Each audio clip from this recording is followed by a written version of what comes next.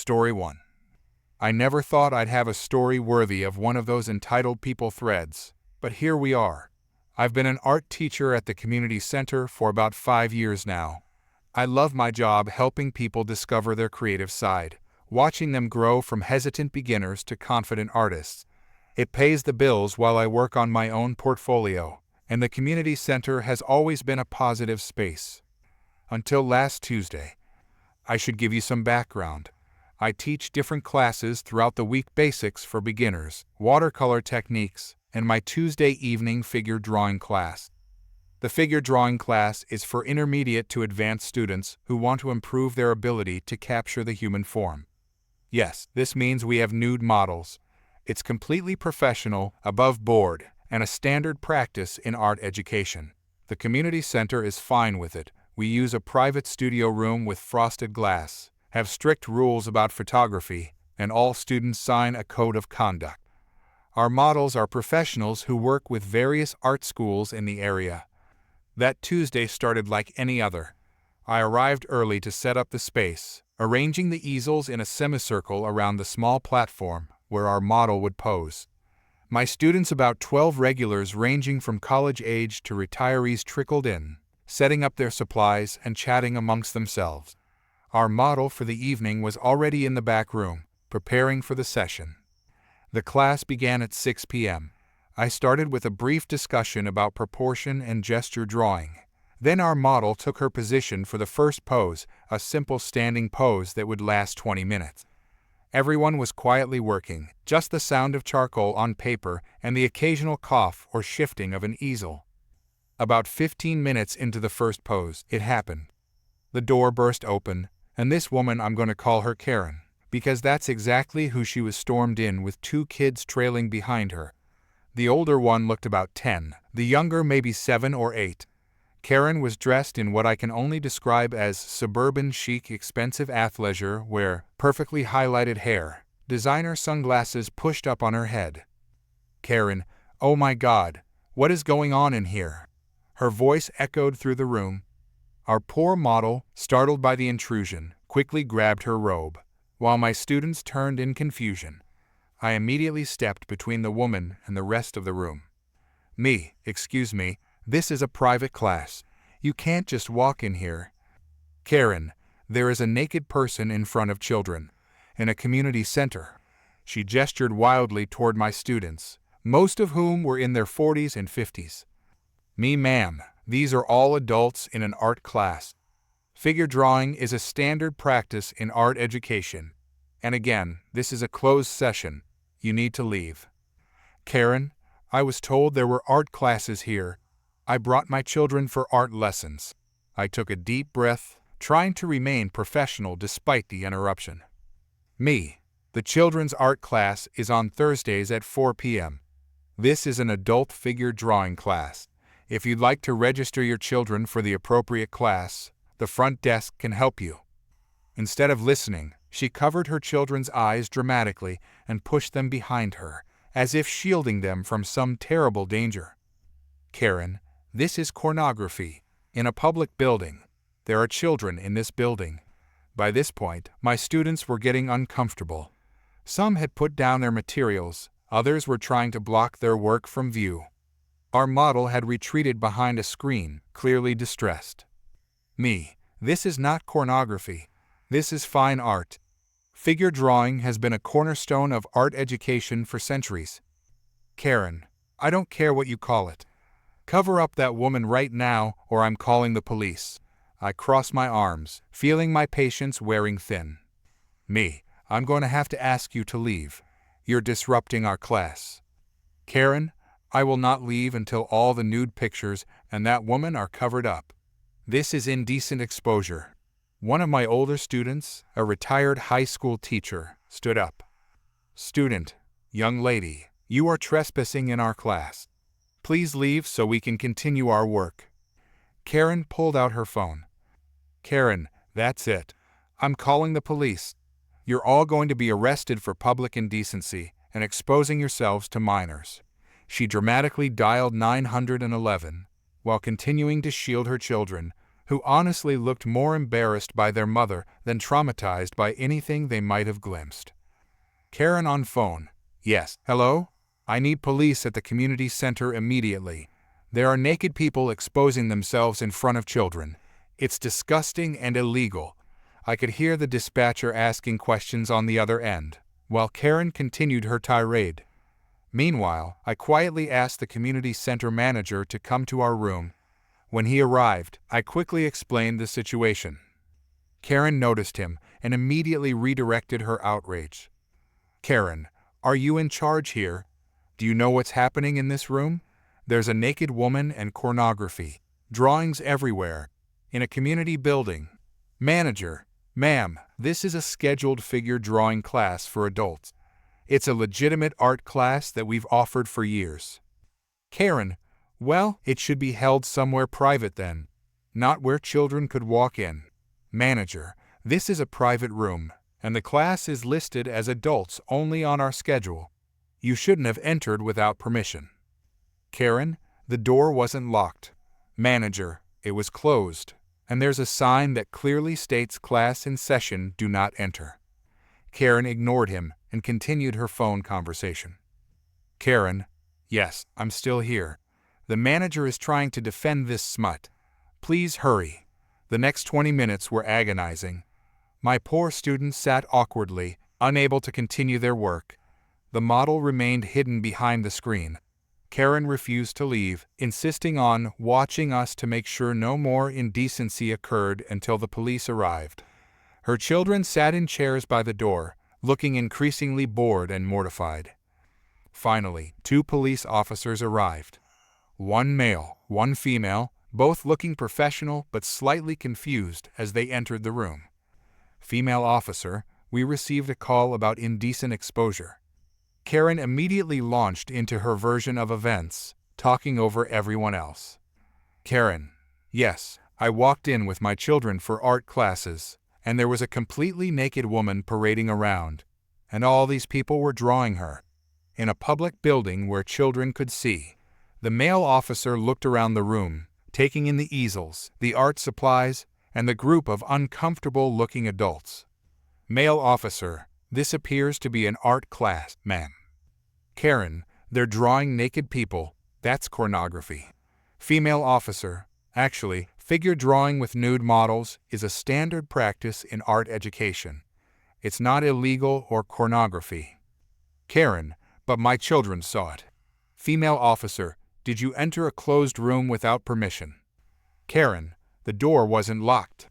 Male officer, was there a sign on the door? Karen hesitated for the first time. Karen, well, yes, but... Male officer, so you ignored a sign stating a class was in session and entered anyway. Karen, I didn't think they'd have naked people in a community center. The female officer turned to me. Female officer, is this a scheduled class? I nodded and showed her the community center's printed schedule, which clearly labeled our Tuesday evening session as Adult Figure Drawing 18+ only. As the reality of the situation dawned on the officers, their demeanor subtly shifted. The female officer took Karen aside while the male officer spoke with the manager. I could see Karen's expression changing from righteous indignation to defensive anger as the officer explained something to her. Female officer, ma'am, you entered a private class without permission, disrupted their session, and called 911 for what is clearly not an emergency or a crime. Karen, but...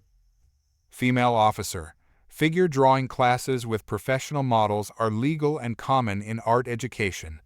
By entering a class clearly marked for adults only and then calling emergency services for a non-emergency, you've actually committed several infractions yourself.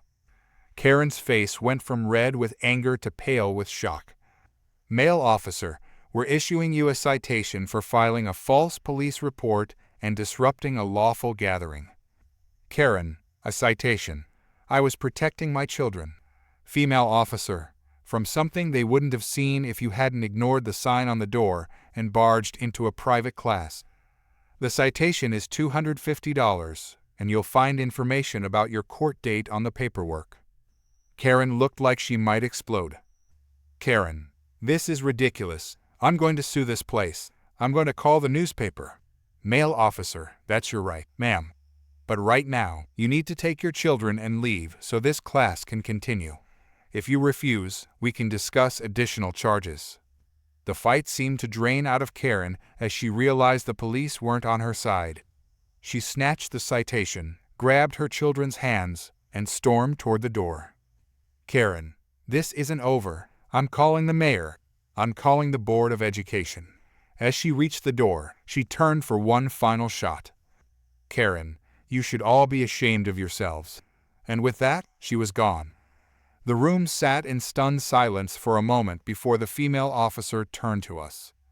Female officer, I apologize for the disruption to your class. You're free to continue now. After the police left, our model decided she was too rattled to continue, which was completely understandable. I ended up using the remaining class time to discuss the history of figure drawing and art and its importance to developing artists. My students were amazingly supportive, and we all agreed to extend our next session to make up for the lost time. The following day, the community center installed locks on all the classroom doors and posted larger signs. The manager called to apologize again and assured me that Karen had been banned from the building. The most satisfying part came a week later when I learned from the manager that Karen had tried to contest the citation in court. The judge not only upheld the fine but increased it and required her to take a community education class on Get This Art History. Sometimes karma works in beautiful ways. Story 2. I've always been the type of person who finds peace in simple things. After my divorce 3 years ago, I needed something to fill my time and heal my spirit. My ex and I had been together for almost 15 years, but things fell apart when we realized we wanted different futures. No kids, thankfully, but the split still left me feeling empty and purposeless in the 3-bedroom suburban home we'd bought together with such hope. Gardening became my therapy. What started as planting a few flowers to brighten up my mood turned into a full-blown passion. I read books, watched videos, joined online forums, and slowly transformed my plain front yard into something special. Not to brag, but it became kind of amazing, a colorful mix of native plants, flowering shrubs, and even a small water feature that attracted butterflies and hummingbirds. The neighbors seemed to appreciate it. Many would stop during their walks to compliment me while I was out weeding or pruning. Some even asked for advice on their own gardens. All except for the woman across the street. She moved in about a year ago. From day one, she made it clear she wasn't interested in being friendly. While other neighbors brought cookies or introduced themselves, she just stood in her driveway, arms crossed, watching me work in my garden with a sour expression. I waved a few times, but she never waved back. Her front yard was the exact opposite of mine, plain grass, cut short, with not a flower in sight. Just a perfectly manicured lawn with nothing living except that uniform green carpet. The contrast between our properties became more noticeable as my garden flourished, but I never thought much about it. Everyone has different tastes, right? Last month, I left for a week to visit my sister who had just had her first baby. I was excited to be an uncle and needed the break from work anyway. Before leaving, I installed a security camera system, nothing fancy, just a doorbell camera and 2 others covering the front of my house. There had been some porch pirates in the neighborhood, and I had plants and gardening supplies worth protecting. When I returned home late on a Sunday night, exhausted from the travels, I didn't immediately notice anything wrong. I grabbed my luggage, unlocked the door, and crashed into bed without even turning on the lights outside. The next morning, I stepped out to get the newspaper and nearly collapsed from shock. My garden, my beautiful, painstakingly cultivated garden, was destroyed. Plants uprooted and scattered across the lawn. The small stone pathway kicked apart. My water feature smashed. Even the decorative border stones had been scattered. I stood there, coffee mugs slipping from my fingers and shattering on the porch, adding to the destruction. 3 years of work, thousands of dollars in plants and materials, and countless hours of love and care gone. After the initial shock wore off, my first thought was the security cameras. I rushed inside and pulled up the app on my phone, scrolling through to the night I was away. And there she was. The neighbor from across the street, illuminated by my porch light at 2 a.m., methodically destroying everything while occasionally looking over her shoulder. The footage showed her arriving with garden shears, a hammer, and what looked like weed killer. She worked for nearly an hour, cutting, smashing, spraying, and uprooting. She even had the audacity to bag up some of my more expensive plants and carry them back to her house. The entire time, she had this satisfied smile on her face that made my blood boil. I called the police immediately. 2 officers arrived within the hour, took my statement, viewed the footage, and went across the street to speak with her. I stayed inside, peeking through the blinds, watching the officers at her door. Later that day, one of the officers returned.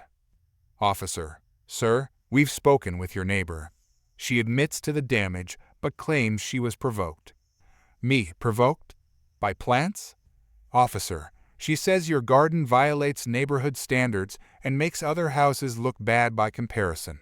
She claims she's trying to sell her house and your excessive landscaping is devaluing her property." "Me, that's ridiculous. There's no homeowners association here. The city has no restrictions on residential gardens as long as they're maintained." "Officer, we're aware. We've explained that to her and informed her that her actions constitute criminal property damage and theft for the plants she took. She's been issued a citation, but given the extent of the damage, you may want to pursue civil action as well." I was still in shock, but also angry. I had documentation of every plant, every stone, every element of that garden. I had before and after photos, receipts, and now video evidence of the destruction. I decided right then I wouldn't let this go. The next day, I consulted with a lawyer who specialized in property disputes. After reviewing my evidence, he was confident we had a solid case for both the criminal charges and a civil suit. 3 days later, I was outside attempting to salvage what I could from the garden when she approached. For the first time, my neighbor spoke to me directly. "Neighbor, your garden was an eyesore and against neighborhood standards. You should thank me for fixing it." "Me, there are no neighborhood standards here. This isn't an Hoa community." "Neighbor, well, there should be. Your ridiculous garden makes the rest of us look bad. My realtor told me I can't get top dollar for my house with your jungle across the street." "Me, so you destroyed 3 years of work and thousands of dollars of my property because you think my garden affects your house value. Neighbor, don't be so dramatic. They're just plants. They'll grow back." "Me, some of those plants were rare varieties that took months to source." "Neighbor, not my problem. Maybe next time, stick to normal grass like everyone else." "Me, the police have the security footage. I'm pressing charges and suing you for damages." Her face changed then. The smugness disappeared, replaced by uncertainty. "Neighbor, you can't prove anything. It was dark." "Me, the cameras have night vision and captured everything, including you stealing plants. You're clearly visible and even looked directly at the camera several times."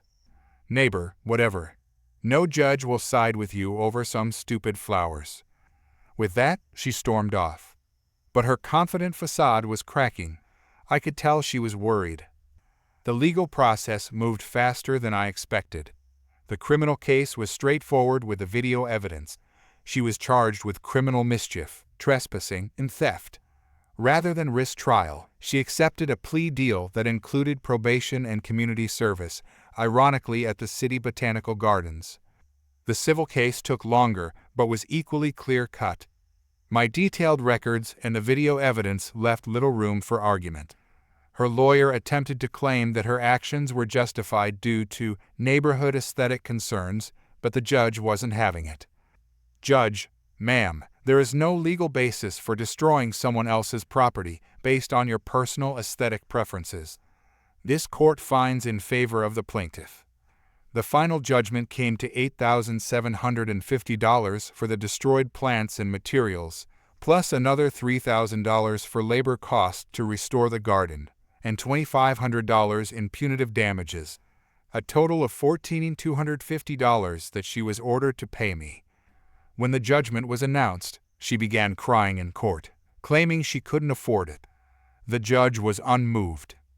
"Judge, you should have considered the cost before destroying property that wasn't yours. The court will allow a payment plan, but this judgment will stand." The aftermath was almost as satisfying as the legal victory. Word spread quickly around the neighborhood about what had happened. Neighbors I barely knew came by to express their sympathy about my garden and their shock at her behavior. More surprisingly, several neighbors offered to help me rebuild. One brought excess plants from their own garden. Another helped me clear the debris. Someone else offered to help reinstall the water feature. Within 2 weeks, my garden was beginning to take shape again, not exactly as it was, but with the same spirit, and now with the added element of community support. As for my neighbor, she put her house on the market immediately after the judgment. It sold quickly, despite her claims about my garden affecting her property value. Before she moved out, I noticed her removing her "for sale" sign. She saw me watching and quickly looked away. The next morning, I found an envelope in my mailbox with no return address. Inside was a check for the first installment of the judgment money and a brief, unsigned note. "I'm sorry about your garden. My real estate agent told me that unique features like your garden actually increased the desirability of the neighborhood. My house sold for above asking price. I was wrong." She moved out a week later without saying goodbye to anyone. Her house was purchased by a young couple who, within their first month, asked me for advice on starting their own front yard garden. I used the judgment money to make my new garden even better than before. I added a small seating area where I could enjoy my morning coffee and watch the butterflies. I planted some rare specimens I'd always wanted but couldn't previously afford. And most importantly, I installed better security cameras just in case. Sometime, when I'm sitting in my garden watching the hummingbirds hover around the flowers, I think about her. I hope she learned something from all this. I know I did. I learned that while gardens can be destroyed, they can also regrow, often stronger and more beautiful than before. And I learned that while some people in this world feel entitled to tear down what others create, there are many more who will help you rebuild. Story 3. I've been working from home for about 3 years now. After losing my job during the pandemic, I managed to land a position as a remote software developer for a mid-sized tech company. The pay is decent, and I get to avoid the soul-crushing commute I used to endure. My home office faces the street, which gives me a perfect view of everyone coming and going in our neighborhood. Our neighborhood is pretty quiet during weekdays. Most people are at work, kids are at school, and the only regular visitors are delivery trucks. Since I order a lot of stuff online, computer parts, books, household items, I've gotten to know the delivery schedule pretty well. UPS comes around 11:30 am, FedEx between 1 o'clock and 2 p.m., and Amazon's vans are basically a constant presence.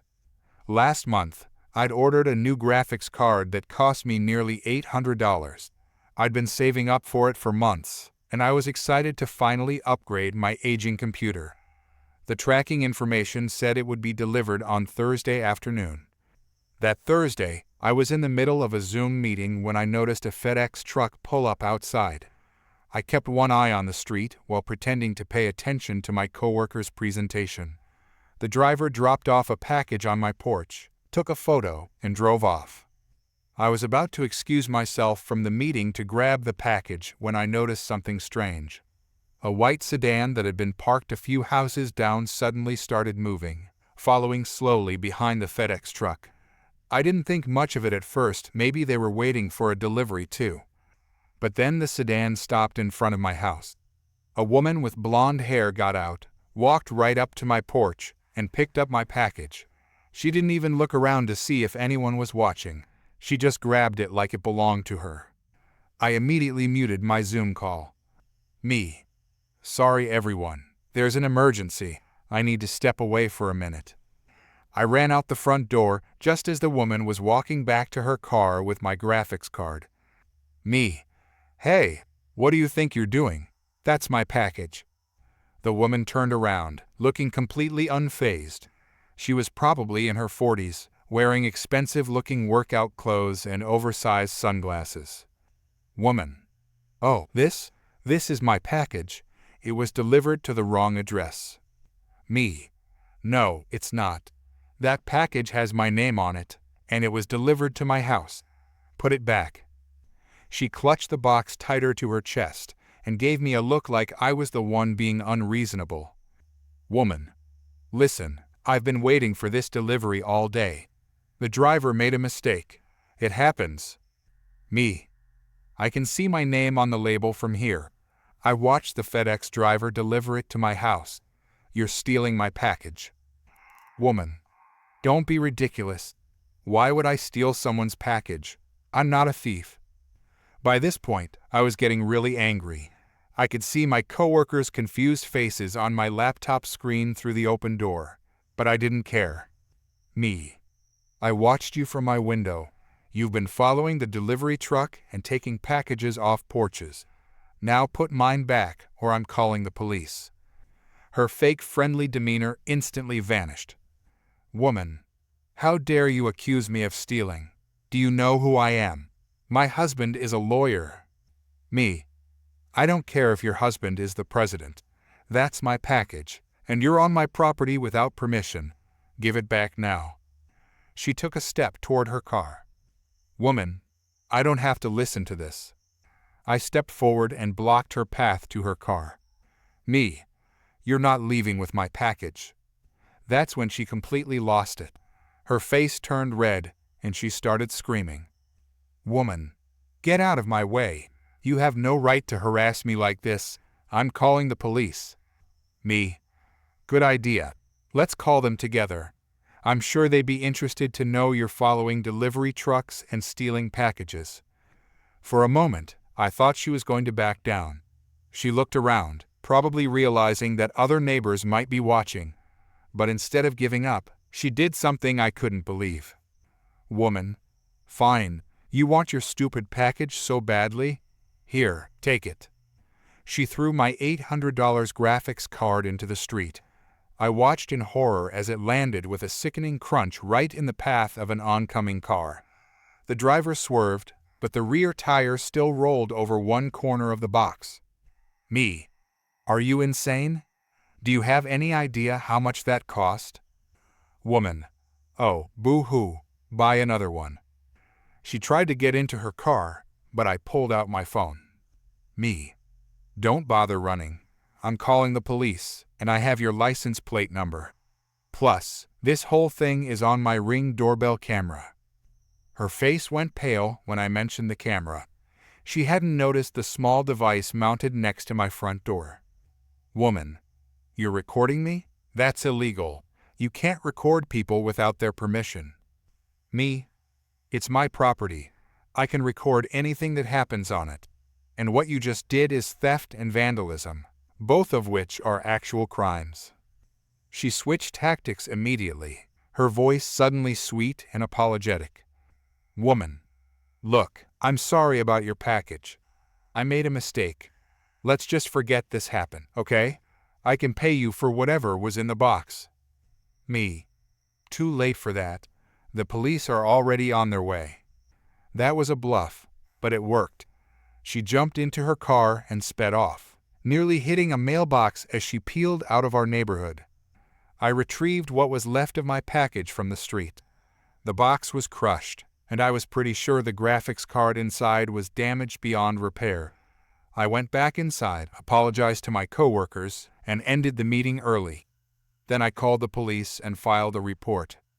I sent them the footage from my Ring camera, which showed everything: her taking the package, our confrontation, and her throwing it into the street. The officer who took my statement said they'd seen an increase in porch pirates following delivery trucks in our area, and my footage might help them catch someone who'd been hitting multiple neighborhoods. 2 days later, I got a call from the police department. They'd identified the woman from my footage and arrested her. Turns out, she'd been following delivery trucks for weeks, stealing packages from porches across 3 different suburbs. They found dozens of stolen items in her house: electronics, clothes, toys, you name it. And the best part? Her husband wasn't even a lawyer. He worked as a bank teller and had no idea what she'd been doing. The district attorney charged her with multiple counts of theft and 1 count of vandalism for destroying my graphics card. She tried to play the victim in court, claiming she had a shopping addiction and needed help, not punishment. The judge wasn't buying it. She ended up with 6 months of jail time, 3 years of probation, and a court order to pay restitution to all her victims, including the full cost of my graphics card, plus an additional $200 for the inconvenience. The company I'd bought the graphics card from was understanding about the situation. When I explained what happened and showed them the police report, they sent me a replacement at no cost, telling me to keep the damaged one if it ever showed up. The replacement arrived a week later, and this time I took the afternoon off work to make sure I was there when it was delivered. My homeowner's insurance also covered the cost of the damaged item, so between that and the court-ordered restitution, I actually came out ahead financially. I used the extra money to upgrade my home security system with additional cameras covering every angle of my property. Word got around our neighborhood about what happened, and now several of my neighbors have installed their own security cameras. The rate of package theft in our area has dropped to almost zero. As for the woman who stole my package, I heard through the police officer who handled my case that her husband filed for divorce after her arrest. Apparently, finding out that your wife is a serial thief who's been filling your house with stolen goods was the last straw in an already troubled marriage. Sometimes I still watch the delivery trucks from my office window, but now I'm not the only one paying attention. Our neighborhood has become a lot more vigilant and a lot less friendly to package thieves. And whenever I receive a delivery now, I make it a point to get it inside immediately. You never know who might be watching, but thanks to my Ring camera, I'm always watching too. Story 4. I had my first real job at a supermarket about 20 years ago as a stock girl, where I started right after my 16th birthday, when you can legally work evenings in my country. I made barely any money, but did make a lot of friends, worked hard, and I loved it. The boss was not a good employer. He regularly made us stock until after midnight, around the holidays even 2 a.m., very illegal for 16-17-year-olds, etc. What happened to a lot to us was that when you became 18, your wages got a little bit higher by law, and that's when you'd get fired. I knew chances were I would be out too, but when he passed by me while I was stocking and said happy birthday, meet me in my office in 15 minutes, I thought I might have a shot at another year, because he never fired anybody on their birthday before. Maybe he would renew me as a gift.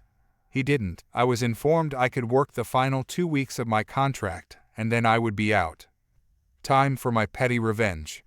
This was also the era where the old soda and candy machines slowly got replaced with more modern digital ones. The break room had one of those older soda machines, which the boss stocked with soda icons that soon would be or were recently out of date, so he could still make money on them, and us. Giant brand name on the front, 6-8 buttons in a row from top to bottom on the side for choosing, and a money slot. You probably know then. I had learned on the internet that when you pressed the top 4 buttons in the right order, you would get in the secret manufacturer menu, where you could mess around with the settings. I was smart about it. If I made the cans free, he would figure it out fast, as there would be no cans, but also no coins, so I got the machine to give 2 cans for the price of 1. I myself could only profit from my revenge for 2 weeks, but it felt good that I could leave my friends behind with sodas for 25 cents apiece. Also teached it to a trusted friend in case it was changed back. Heard through the grapevine that the boss did find out later that year that someone messed with the machine, but as cameras in break rooms were illegal, it never came back to me. Small revenge, but it still fills me with satisfaction. Coincidentally, for my next job, I had to learn how to get into the manufacturing mode of different kinds of medical machines, again by pressing buttons in the right order, so I could change the settings in what the doctors wanted for their patients. Made me feel like the universe had wanted me to mess around with the soda machine, so I would be ready.